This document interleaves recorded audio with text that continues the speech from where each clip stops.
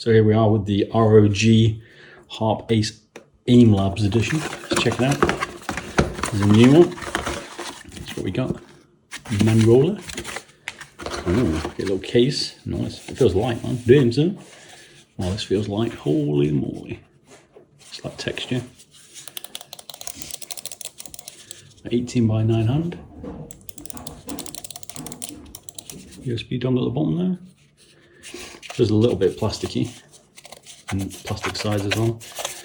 Skates are a bit small, but you can put larger skates in it. Dongle for you. And it is USB-C. Some more manuals. You need manuals for stuff these days, but the stickers, baby. Get some Sparkola. Nice. Squirrel wheel feels a bit cheap. We'll see when I test it. What do you reckon?